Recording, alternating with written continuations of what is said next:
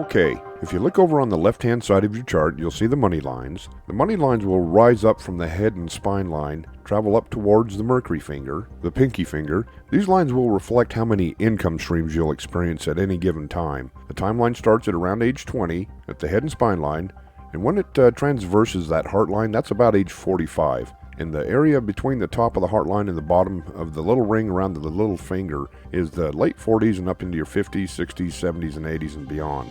There's a timeline that runs up through that.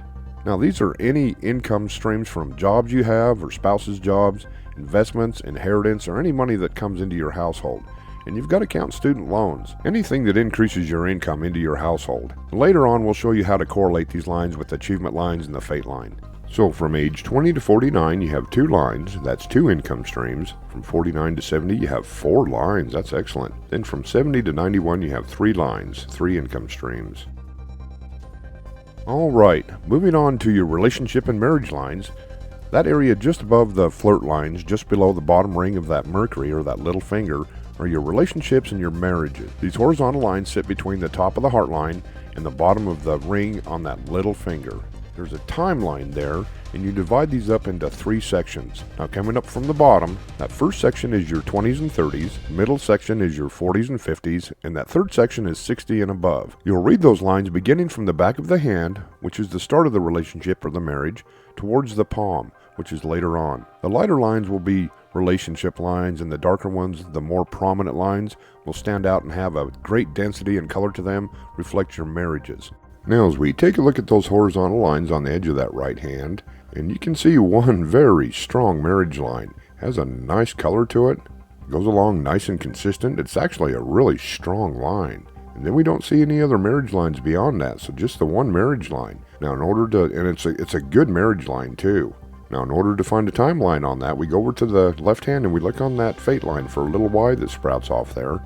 And you've got one right there, right around age 42, 43 years old. But it's a very strong marriage line. Looks to be a good, kind, loving marriage. Now, the children lines come down vertically from the bottom of that ring around the mercury finger, and you count them from the inside of your palm to the outer edge. And these can be biological children, stepchildren, adopted, godchildren, or nieces and nephews. Any child that you build a strong bond with. And as we take a look at those vertical lines, and these come off that bottom ring of that mercury finger on the edge of the right hand, that pinky finger, and you have 2 very strong children lines. And then there's a little gap, and those are a bunch of little grandchildren lines. We don't usually count those in your hands. Those are better counted in your children's hands. But you have 2 very strong child lines there.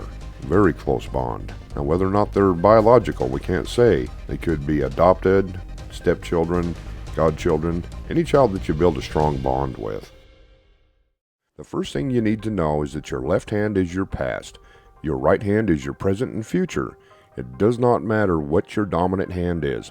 Most of the work we do is on the right hand. Sometimes we'll reference that left hand. Before we get started, let me give you a little insight about palmistry and how the lines and markings are named. It's about 2,000 or 3,000 years old. Some say it's even a little bit older than that. And they've gone through and they've named all the fingers in certain sections of the hand with names of Greek gods and goddesses, or with astrological names. So that index finger is the Jupiter finger, the middle finger or business finger is the Saturn finger, the ring finger is the Sun finger, some like to call it the Apollo finger or the finger of Apollo, the little or the pinky finger is the Mercury finger. That section there between the head and the heart line is called the Mars area.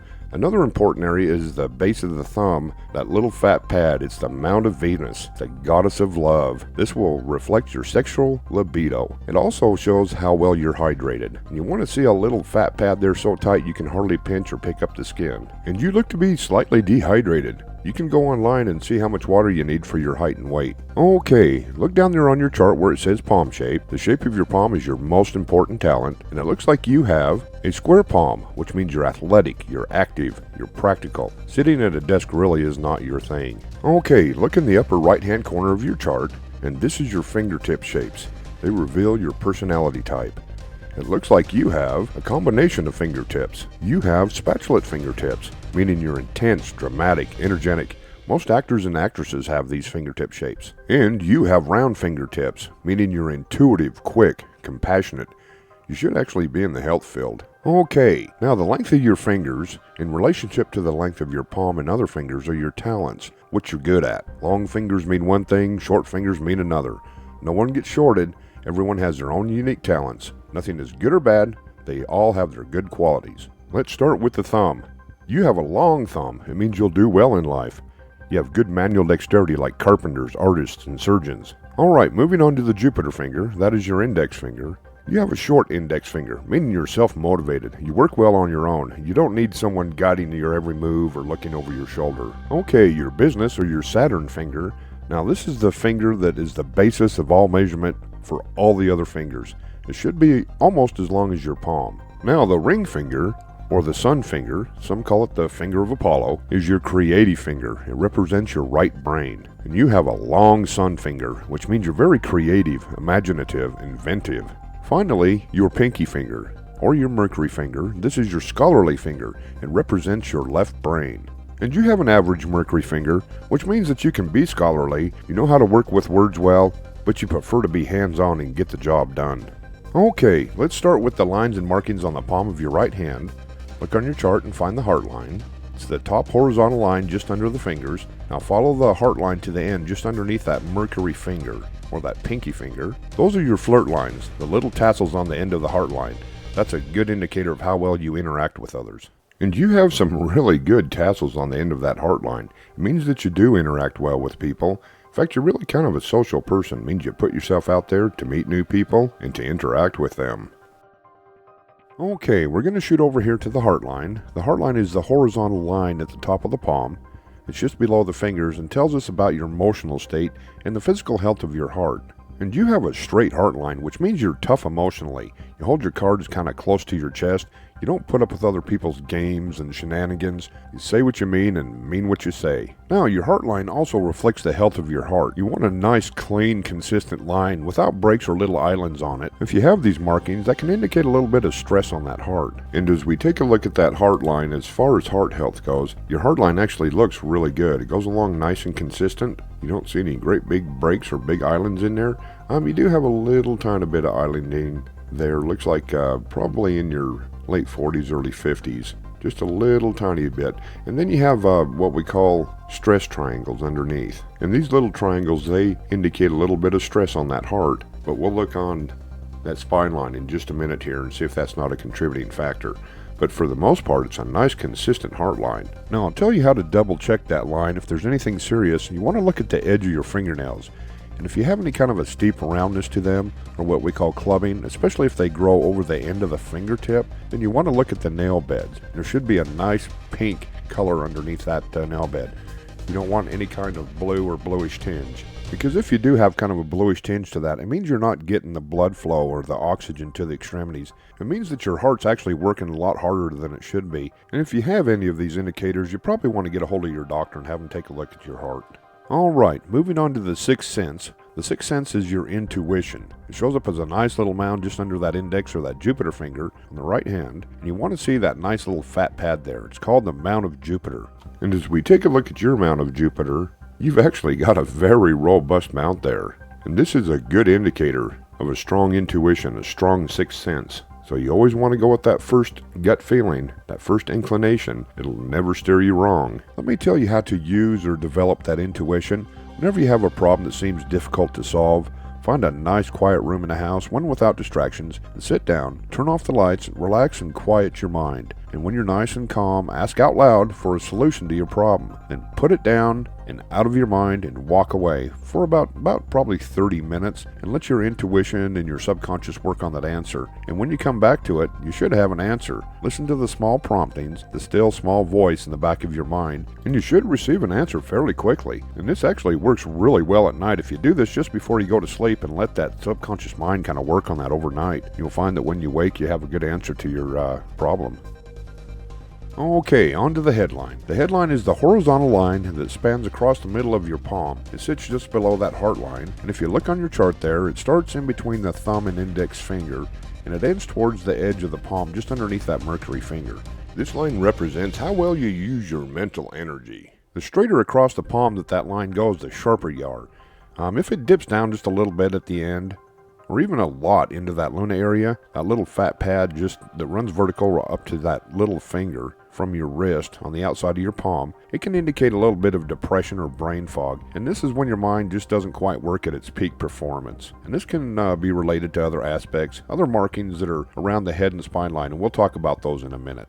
Now, as we examine that headline, your headline actually goes really straight across the palm of your hand. It means you've got a really good use of that mental energy.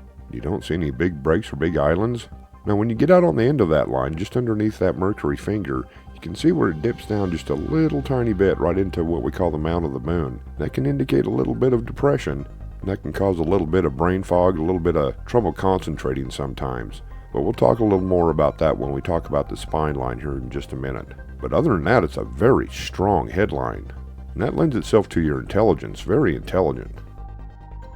Okay, now the spine line, which is also called the headline, reveals the health of your spine. It'll show if you have problems with vertebrae or discs in your back. It will show if they are subluxated. And what this means is they're turned out of place, or they could be damaged, or you could have a condition such as scoliosis or a twisting of the spine. It starts right there between the thumb and index finger, or the Jupiter finger, and travels across the palm just under the mercury finger. Now pull up your spine chart. It's called the chart of effects of spinal misalignment, and that section underneath the index finger, if you're on your spine line underneath the Jupiter finger, that represents your cervical spine, kind of that neck area, that 1C to 7C, and it goes down to what's called the dowager's hump. This is the hump that you see in older folks when they're walking around and they're kind of bent over there at the neck, just under the bottom of the neck and the top of the back. That's where your cervical spine is. Then the area just underneath that Saturn or that middle finger is your thoracic spine. This is your 1T down to your 12T. That's the back that goes all the way down to your waist. Then there's that area underneath the sun finger or the ring finger, and that's your lumbar area. This is 1L to 5L. This is kind of your waist and your hips. Then of course you go down to your sacrum and your coccyx to the tailbone, which is underneath that little or that mercury finger. Let me tell you a little bit about Kat has a master's degree in health education, and when she was going to college, she was developing her craft in hand analysis, and she came across a book from a longtime doctor, Dr. Eugene Scheinman, and he talked about how your spinal health absolutely shows in your hands, and working with Kat over the years, it's proven to be very real and accurate. And I always get a little chuckle when I hear back on some of the past clients that have taken their charts to their chiropractor or their physical therapist and having an evaluation, and the medical care provider was amazed how spot on the charts were. Okay, let's look at your chart. If you look over there on the left-hand side of your chart, you'll see an image of a spine, and we're going to start right at the very top of that image. You can see where that 1C down to the 7C is circled, actually all the way through that whole cervical spine, that whole neck area, and the 1 and 2T, that first thoracic, we've got circled there. And this indicates maybe that's turned out of place or misaligned. You didn't say if you had any damage to that spine or not. And then that 5T down to the 9T, that's kind of right there between your shoulder blades and down. And then the 12T down to the 2L, that lumbar region, looks like you're turned out of place there. And if you look over to the areas column to the right, that'll show you the parts of the body that are affected when you've got some issues in that spine. And then if you look at the effects column all the way to the right, that'll show you the symptoms you can have when those vertebrae are out of place. And we talked a little bit about that heart line, where we'd seen a little bit of stress on that. Well, when that 2T is out of place, that can really make that heart work just a little bit harder than it needs to. It can lead to a little bit of chronic fatigue, some anxiety. And then when we had seen that dip on that headline, which indicated a little bit of depression. Well, when that 1C is out of place, that can lead to depression, a little bit of anxiety, especially where you've got that 1C and that 7C and 2T out of place. That really exacerbates anxiety, kind of gets that going. So I'll tell you when we see this, what we usually suggest is to get into a good chiropractor or even a physical therapist is even better, and get that spine realigned, get that energy flowing correctly down through that spine, and especially where you have that 1 and 2C out. Try to find somebody that knows craniosacral work, and what they'll do is they'll go into the roof of the mouth and they'll adjust those little plates, because they do move around a little bit, and that's why all your nerve endings come off that 1 and 2C vertebrae. And that gives them a little better access to adjust those 1 and 2C vertebrae also. We find a lot of times that when people get those realigned, that they just have a lot more energy, a lot more ambition, and they just feel a lot better during the day. So that's something to consider. And I've seen many of Kat's clients and people she's done readings for, they'll take these charts down and show it to their doctors, and it's kind of a funny story how People will come back and their doctors are just amazed how accurate these spine charts are. Now you also have a health line that correlates with the head and spine line, and this line represents your general health. It starts at the bottom, kind of center of the palm, and it rises up towards that mercury or that little finger, and it stops at the head and spine line. And it should be a nice straight line without breaks or islands. This shows the health of your gut, like your stomach, your intestines, gallbladder, and the internal organs, and really more specifically your digestive system. If that line looks healthy, your general health is usually pretty good. Now as we take a look at your health line actually goes up pretty good towards that mercury finger. You've got a little tiny bit of overlap there where it overlaps and has a couple of lines. That can indicate a little tiny bit of stress on those internal organs, on that digestive system specifically. But we kind of seen that in that spine line. We believe that once you get that straightened up, you're going to find that this line actually cleans up pretty good. Alright, let's move on to your achievement lines. Now these achievement lines are small lines that rise up off the top of the lifeline, and they travel up towards that Saturn finger. The small lines represent your achievements, your successes, all of your wins in life, like graduating high school or graduating college also, marriages, having children, getting a new job, a promotion, coming into money, any type of thing, like winning awards, anything that's a win in life. Now these rise off the top of the lifeline until you're around age 40, and then right there at the bottom, it kind of moves to the inside of that lifeline where they rise up. Let's look at what ages your achievements are. That will be on the top of your chart up there towards the left-hand side of your chart, and you have achievements at these ages. And oh my gosh, you've got a lot of achievements, so let's go through them. You have achievements at age 13, 16, 20, 24, 27. 29 is a really good achievement. We have it circled. Then 34, 37, 41 and 43 are both really good achievements. That 43 could be that marriage. And then 49, 51, another good one there at age 55. Then 57, another good one at 59. Then 62, 67, 70, 76, and 79. Now something you must understand about these lines or any other lines that we quote an age on, and these are just approximations, you want to add or subtract a year or two from that age. For example, let's say we indicate like age 50. And that could be age 48, 49, 50, 51, 52. We don't always hit the age right exact, but we come pretty close most of the time. Alright, let's move on to your guardian angels. Now who your guardian angels are will show in your left hand, and your left hand only. If you've had a visit or some type of intervention or even an interaction with them, that will show in your right hand. So let's start with who your guardian angels are. Now as we look in this left hand, who your guardian angels are represented by a line that runs parallel to the lifeline. If you look on your hand chart, you can see where the lifeline is. It starts up there between your index and your thumb and travels down your thumb or down around your wrist. And there's a timeline on that lifeline that starts at your earliest age and progresses as you grow older. Age 10 is right at the very edge of your palm, right there between your thumb and Jupiter finger, and as that travels down, you draw an imaginary line straight down from the inside of your index or that Jupiter finger, kind of that area right there between your index and your middle Saturn finger. That is about age 20. As you travel down the line to where that lifeline turns right at the kind of the bottom base of that thumb, and it goes around the wrist, that's right around age 40, and as it gets down around the edge of your palm, the outside edge, around the wrist, that's about age 56. And then it goes backwards on around the back of the hand, and that's your 60s, 70s, 80s, and beyond. Now, where that guardian angel line touches on your lifeline is the age that you were when a loved one passed away. There will be a third small line that intersects that guardian angel line, and this shows who your guardian angel is. This is kind of showing where they passed away. And this can be grandpas, grandmas, parents, aunties, uncles, siblings, cousins, nieces, nephews, children, or close friends, anyone that you had a strong bond with. Now, who your guardian angels are show at these ages. Ages 15, 19, 22, and 31. Now, if you've had a visit or any kind of intervention from your guardian angels, it'll show in your right hand. These are the same lines as in the left, but they run parallel to the lifeline. They travel up and eventually touch on the lifeline. The small intersecting lines are not present in the right hand because that line reflects the death of a loved one. Now these show a visit or some kind of intervention or interaction, such as if, like maybe you received a warning that caused you to avoid an accident or something tragic, or you're in a bad accident and survived, or if your guardian angel just come to check in on you and give you a message in a dream or something like that. And I really get a kick out of some of the dozens of stories that clients have told about interactions they've had with their guardian angels. And I hope you don't mind, I've got to tell you about this story. And it's one that really resonates in my mind, is when Kat was reading the hand of a little older gentleman. He was probably in his 50s, and she discovered a prominent guardian angel line that showed in his hand right around age 40. And she asked him what happened here.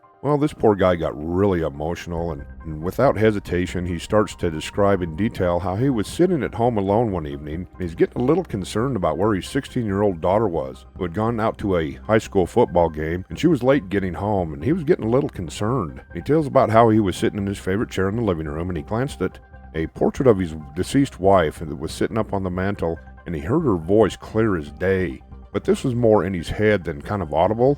And it states how he needed to go out and find his daughter. So he called his sister and they ran all over town looking for his daughter. They were eventually guided to this little mom and pop restaurant where they got in there, and he saw his daughter standing out back behind the restaurant. There were a bunch of guys on bikes and they were riding around her and harassing her, so he went to his car and grabbed a baseball bat, and he went out and chased them off. Well, it turns out that his daughter had gone to get some shakes with some of her friends after the game, and she somehow got a wrong turn and ended up out back of the restaurant. So as this guy was getting his hand read, he was telling Kat this story, and his daughter was sitting right next to him, and she's nodding her head in agreement, and she's getting really kind of emotional. Kat then says to her, "Show me your right hand." And sure enough, his daughter had the same very prominent guardian angel line right there at age 16. So the lines matched up. Well, isn't that interesting?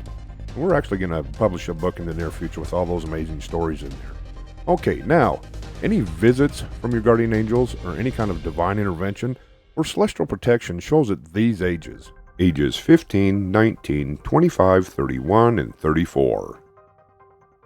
Okay, we're going to move on to your fate line. The fate line, this is in your right hand only, reflects changes in your lifestyle or career, and they're really actually kind of interconnected. There's a timeline that starts at the bottom of the palm, and it's right there right around the wrist, which is your younger years, and it travels up towards the middle Saturn finger for your later years. Now, whenever there's a break in that line, it will show a change in your lifestyle or career, and if you have more than one line, that depicts additional responsibilities like another job or taking care of someone, or something like an intense hobby, or maybe even a cause that you're a part of. Now, this fate line will also show how long you'll live in your present state of health, and this is barring any foreseen accidents or disease. Now, that fate line starts at the base of the palm and travels up, and if it starts right in the center, you're kind of a private person. If it starts on the outside, you're a social person. And you have kind of a combination of social and private characteristics, meaning you don't mind being around people sometimes, but at the end of the day, you'd rather spend time at home alone, away from others, to decompress. Now, if you look in the bottom right-hand corner of your chart, you'll see the fate line, and this is where you have those changes in your career or lifestyle, and they're really both interconnected. So from age 20 to 34, you've got one line, that's one job or one responsibility, and you have changes there at age 29, 31, and 34. Then from 34 to 41, you have two lines, with changes there at age 37 and 41. Then from 41 to 62, you've got three lines, with changes there at age 46, 49, 59, and 62. Then from 62 to 91, you have two lines, with a change right there at 70. And then those lines go up there to about age 91. Now, we talked a little bit earlier about how to take these money lines, achievement lines, and the fate line and put them all together. And we're going to start here at age 29. You can see where you have an achievement there. It's actually a big achievement right there on your achievement lines. Then you can see that as a change down there on your fate line. You've got an achievement there at age 34, and that shows down on your fate line, along with age 37. Then you have a big achievement there at age 41. That shows as a change down on your fate line. And then at 49, you have an achievement there, and that shows as a change on your fate line. It also shows as an increase in your income streams over on your money lines to the left. Big achievement there at age 59, that shows down on your fate line, along with age 62. And then you have an achievement there at age 70, and that shows as a change in your career or lifestyle down on your fate line, and it shows a little decrease in your income streams over on your money lines. So that's how we put all these lines together to where they verify each other and let you see the big picture.